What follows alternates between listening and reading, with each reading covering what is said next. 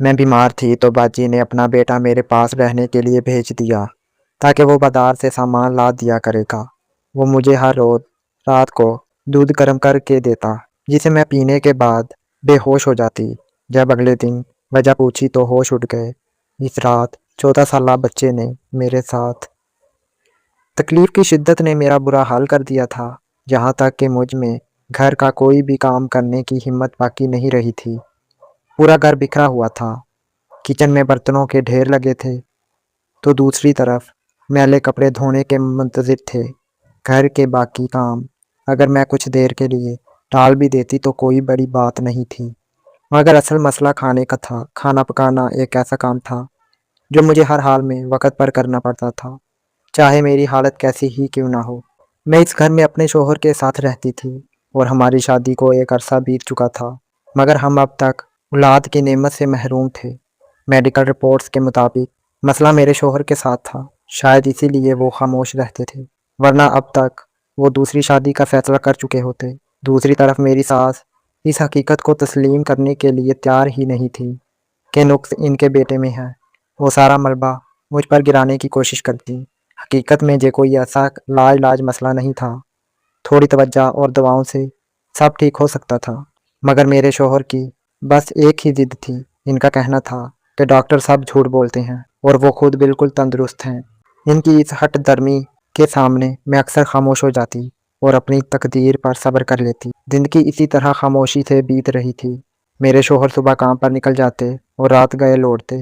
میں سارا دن گھر میں تنہا ہوتی اور جہاں تک کہ گھر کا سودا سلف بھی مجھے خود ہی لانا پڑتا تھا۔ وہ گھر کے کاموں میں میرا ہاتھ بٹانا تو دور، مجھ سے ڈھنگ سے بات بھی نہیں کرتے تھے۔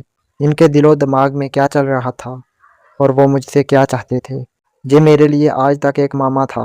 وہ اپنی شخصیت کے راز کسی پر ظاہر نہیں ہونے دیتے تھے، جہاں تک کہ مجھ پر بھی نہیں، مگر میں اتنا ضرور سمجھ گئی تھی کہ اولاد نہ ہونے کا دکھ انہیں اندر ہی اندر کھائے جا رہا تھا۔ شاید وہ خود کو اس کا ذمہ دار سمجھتے تھے، اسی لیے اس موضوع پر بات کرنے کے بجائے انہوں نے خاموشی کی چادر اوڑھ لی تھی۔ کچھ عرصے سے میری طبیعت بگڑنے لگی تھی اور ناف کے نچلے حصے میں عجیب سا درد رہنے لگا تھا۔ شروع میں تو یہ درد ہلکا تھا، مگر وقت کے ساتھ ساتھ اس کی شدت بڑھتی گئی۔ صبح کے وقت میں خود کو بہتر محسوس کرتی، لیکن شام ہوتے ہی درد اتنا بڑھ جاتا کہ بستر سے اٹھنا بھی محال ہو جاتا۔ میں نے کئی بار اپنے شوہر سے اس تکلیف کا ذکر کیا، مگر انہوں نے کبھی توجہ نہ دی۔ میں اکثر درد کش گولی کھا کر گزارا کرتی، مگر آرام عارضی ہوتا۔ اس مشکل وقت میں مجھے اپنی بے اولادی کا دکھ شدت سے محسوس ہوتا۔ مجھے لگتا کہ اگر میں بستر سے لگ گئی تو میرا کوئی حال نہیں ہوگا۔ جب شوہر بیمار ہوتے تو میں دن رات ان کی خدمت کرتی، مگر میری اپنی حالت یہ تھی کہ شدید درد میں کوئی ایک گلاس پانی دینے والا بھی نہیں تھا۔ ایک دن اچانک میری بڑی بہن دوسرے شہر سے مجھ سے ملنے آ گئی۔ وہ کسی رشتہ دار کی شادی میں شرکت کے لیے آئی تھیں۔ شام کا وقت تھا اور میری تکلیف اپنی انتہا پر تھی۔ جب دروازے کی گھنٹی بجی، مجھ میں اٹھنے کی ہمت تو نہیں تھی، مگر شوہر کے آنے کا وقت سمجھ کر میں گرتی پڑتی دروازے تک پہنچی۔ سامنے باجی کو دیکھ کر میری حیرت کی انتہا نہ رہی۔ وہ کافی دیر سے بیل بجا رہی تھیں، اس لیے اندر آتے ہی دیر سے دروازہ کھولنے کا شکوہ کیا۔ میں نے انہیں مشروب پیش کیا اور اپنی تمام تکلیف اور شوہر کی بے رخی کا حال سنا دیا۔ درد کی شدت سے میرا رنگ پیلا پڑ چکا تھا، جسے دیکھ کر وہ بہت فکر مند ہوئیں۔ باجی نے افسوس کا اظہار کرتے ہوئے کہا، فوزیہ، میری واپسی کی ٹرین کا وقت ہو رہا ہے اور مجھے ہر حال میں ابھی نکلنا ہے۔ اگر پیچھے میرا گھر، شوہر اور بچے نہ ہوتے تو میں ضرور تمہارے پاس رکتی اور تمہیں کسی اچھے ڈاکٹر کو دکھاتی، مگر میں سخت مجبور ہوں۔ باجی نے جب میری حالت دیکھی تو انہیں ایک ترکیب سوجی۔ ان کے ساتھ ان کا 14 سالہ بیٹا ارحم بھی تھا۔ انہوں نے فیصلہ کیا کہ وہ ارحم کو میرے پاس چھوڑ کر جائیں گی تاکہ وہ ڈاکٹر کے پاس جانے اور گھر کے کاموں میں میری مدد کر سکیں۔ باجی کا کہنا تھا کہ ارحم کی گرمیوں کی چھٹیاں ہیں، اس لیے اس کی پڑھائی کا بھی حرج نہیں ہوگا اور وہ اس کے مزید کپڑے بعد میں بھجوا دیں گی۔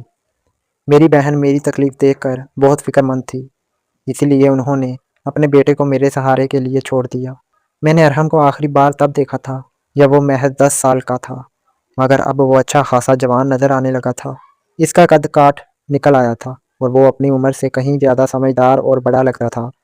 چونکہ باجی دوسرے شہر میں رہتی تھی اور ہم اپنی اپنی زندگیوں میں مصروف تھے، اس لیے ارحم مجھ سے زیادہ مانوس نہیں تھا اور ذرا شرماتا تھا، مگر اس کا ساتھ میرے لیے ایک بڑی تسلی بن گیا۔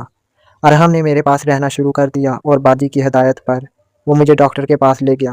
آبادی سے دور ہونے کی وجہ سے ہسپتال پہنچنے میں کافی وقت لگا۔ جب باری آئی تو میں ارحم کے ساتھ ہی اندر چلی گئی۔ ڈاکٹر صاحبہ نے اسے ایک طرف بیٹھنے کا اشارہ کیا اور میرا معائنہ شروع کیا۔ الٹرا ساؤنڈ کے بعد ڈاکٹر نے بتایا کہ مجھے اینڈومیٹرووائسس نامی بیماری ہے، جو کہ کافی تکلیف دہ ہوتی ہے۔ انہوں نے وضاحت کی کہ اس مرض میں اولاد کا ہونا مشکل ہو جاتا ہے اور درد کی شدت بہت زیادہ ہوتی ہے۔ ڈاکٹر کے مطابق جن خواتین کے پہلے سے اولاد ہو وہ تو آپریشن کروا لیتی ہیں، مگر مجھ جیسی بے اولاد خاتون کے لیے یہ ایک بڑا مسئلہ تھا۔ انہوں نے کہا کہ اگر میں ادویات استعمال کروں گی تو بانجھ پن کا خطرہ بڑھ جائے گا، اس لیے بہترین حل آپریشن ہی ہے، جس پر 1 لاکھ روپے خرچ ہوں گے۔ ڈاکٹر کا کہنا تھا کہ اس آپریشن کے بعد نہ صرف میری تکلیف ختم ہو جائے گی بلکہ اولاد ہونے کے امکانات بھی روشن ہو جائیں گے۔ میں یہ سب سن کر سوچ میں پڑ گئی کہ اب آگے کیا ہوگا۔ 1 لاکھ روپے کا سن کر تو جیسے میرے ہاتھوں کے طوطے اڑ گئے۔ اس مہنگائی کے دور میں جہاں گھر چلانا مشکل تھا، وہاں اتنی بڑی رقم کا بندوبست کرنا میرے لیے ناممکن سا تھا۔ میں بوجھل دل کے ساتھ ہسپتال سے نکلی۔ تپتی دھوپ اور ذہنی پریشانی نے میری حالت مزید بگاڑ دی تھی۔ جب ہم گھر پہنچے تو درد اور اداسی نے مجھے گھیر رکھا تھا۔ ارحم نے میری تکلیف بھانپ لی اور بڑی اپنائیت سے کہا، خالہ آپ آرام کریں، میں آپ کو دوائی لا کر دیتا ہوں۔ اس نے مجھے پانی اور گولی دی، مگر میرا ذہن کچن کے کاموں اور رات کے کھانے کی فکر میں الجھا ہوا تھا۔ میں لیٹی تو تھی پر سکون میسر نہ تھا۔ مجھے رہ رہ کر شام کی چائے کا خیال آ رہا تھا۔ ابھی میں اٹھنے کا سوچ ہی رہی تھی کہ ارحم چائے کا مگ لیے کمرے میں داخل ہوا۔ اس کے ہاتھ کی بنی گرم چائے پی کر مجھے واقعی کچھ سکون ملا۔ تھوڑی دیر بعد جب میں ہمت کر کے کچن میں برتن دھونے گئی تو وہاں کا منظر دیکھ کر دھنگ رہ گئی۔ ارحم نے تمام برتن چمکا دیے تھے۔ میری حیرت دیکھ کر وہ مسکراتے ہوئے بولا، خالہ میں گھر میں اپنی امی کا ہاتھ بٹاتا رہتا ہوں، آپ فکر نہ کریں، آپ بس مجھے پیسے دیں، میں بازار سے کھانا لے آتا ہوں۔ ارحم کی اس سمجھداری نے مجھے پریشانی میں ڈال دیا۔ وہ محض 14 سال کا تھا، مگر اس کی باتیں کسی بالغ مرد جیسی تھیں۔ میں نے سوچا کہ کچھ بچے واقعی وقت سے پہلے بڑے ہو جاتے ہیں۔ میں نے اسے پیار سے سمجھایا، بیٹا تمہارے خالو کو باہر کا کھانا پسند نہیں، اس لیے گھر میں پکانا ضروری ہے، تم بس مجھے سودا سلف لا دو۔ میں نے اسے پیسے تھمائے اور وہ فوراً بازار کی طرف چل دیا۔ کچھ دیر بعد جب ارحم واپس لوٹا تو میں نے سودا چیک کیا۔ تمام سامان تو ٹھیک تھا، مگر ایک چیز دیکھ کر میں حیران رہ گئی، وہ ساتھ میں پھٹکری بھی لے کر آیا تھا۔ میرے ذہن میں سوال ابھرا کہ آخر وہ یہ کیوں لایا ہے، مگر میں نے اسے نظر انداز کر دیا کہ شاید دکاندار نے غلطی سے دے دی ہوگی۔ لیکن یہ کوئی اتفاق نہیں تھا، بلکہ اب تو یہ روز کا معمول بن گیا تھا۔ میں ارحم کو جو بھی سامان لینے بھیجتی وہ واپسی پر 20 روپے کی پھٹکری ضرور لاتا۔ میں چپ چاپ وہ پھٹکری لے کر کچن کے کیبن میں رکھ دیتی۔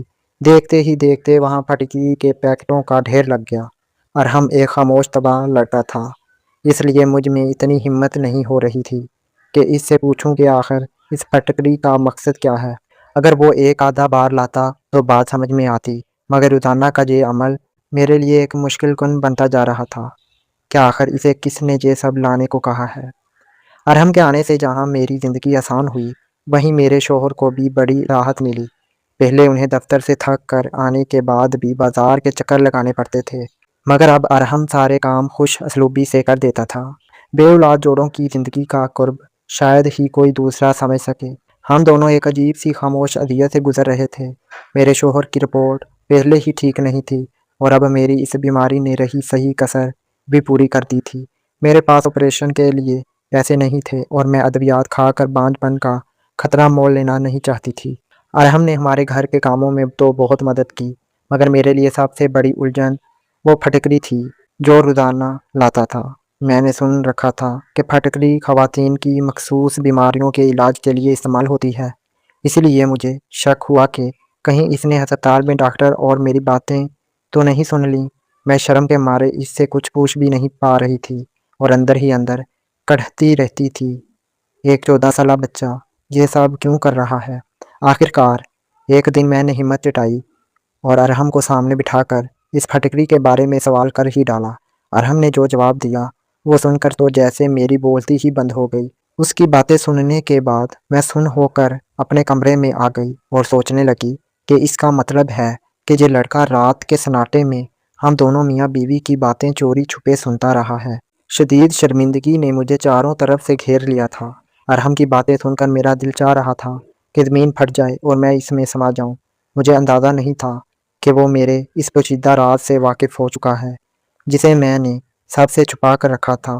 اس نے ہمارے کمرے کی باتیں سن لی تھیں اور اسی لیے وہ خاموشی سے روزانہ پھٹکری لا کر دیتا تھا، مگر اس میں اتنی ہمت نہیں تھی کہ وہ مجھ سے اسے استعمال کرنے کا کہے۔ میں نے کمرے کا دروازہ بند کیا اور پھوٹ پھوٹ کر رونے لگی۔